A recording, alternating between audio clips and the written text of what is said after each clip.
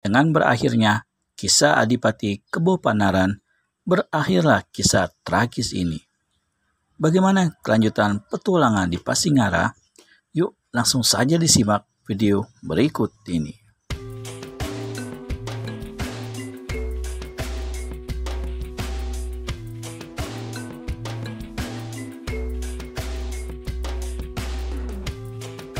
Kalau aku boleh bertanya, apakah di sini tempat kediaman Eyang Wulur Pamenang?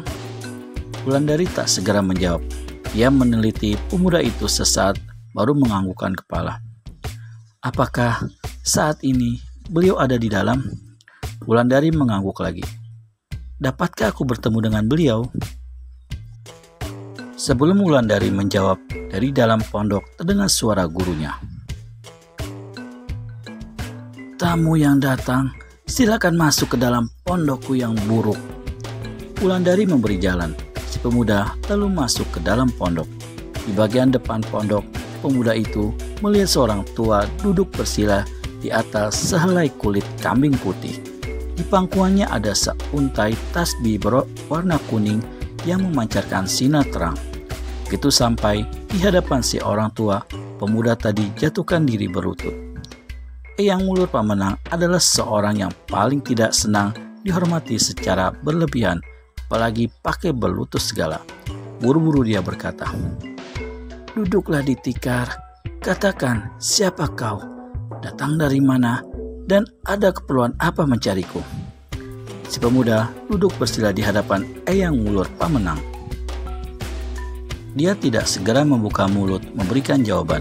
Tampaknya ada sesuatu yang mengganjalnya. "Anak muda, kau belum menjawab pertanyaanku," menegur Wulur Pamenang. "Eyang, saya bernama Handaka, datang dari desa Kembiring, 2 minggu perjalanan dari sini. Saya..." Si pemuda tak bisa meneruskan kata-katanya. "Anak muda, tenangkan hatimu, bicaralah biasa, tak usah ragu-ragu. Tak ada yang dikhawatirkan di sini. Saya mencari Eyang karena malapetaka besar telah menimpa kampung saya, termasuk orang tua serta saudara-saudara saya."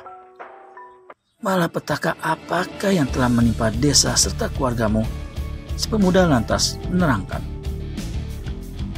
Sehari sebelum terjadinya malapetaka itu, seorang anggota gerombolan rampok yang dipimpin oleh Warok Grimbil telah kedapatan mati dalam cara amat mengerikan. Mayatnya ditemukan dalam desa kami. Sekujur tubuhnya, mulai dari kepala sampai ke kaki hancur lumat, bekas dicincang. Tak seorang pun tahu siapa yang membunuhnya dan bagaimana bisa berada di desa kami. Kemudian datanglah malapetaka itu. Warok Grimbil dan orang-orangnya menyangka bahwa penduduk Kembiring yang telah membunuh anak buah dan teman mereka itu. Malam hari, ketika penduduk sedang tidur, Warok Grimbil dan anak buahnya datang menyerbu. Setiap bangunan di desa dibakar. Semua orang dibunuh. Tak peduli orang tua, perempuan, ataupun anak-anak yang tidak berdosa. Setelah melakukan perbuatan biadab itu, gerombolan rampok membawa harta benda dan ternak penduduk, lalu melarikan diri. Eyang Wulur Pamenang termenung. Bagaimana kelanjutan serangan Warok Grimbil dan anak buahnya? Temukan jawabannya di video selanjutnya hanya di channel Pojok Santai.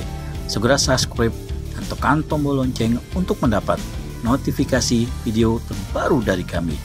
Oh iya, bagi kisah anak yang ingin membaca Wiro Sableng online ataupun offline maupun novel silat lainnya, bisa mengunjungi Negeri Para Pendekar Blogspot. Terima kasih dan sampai bertemu kembali.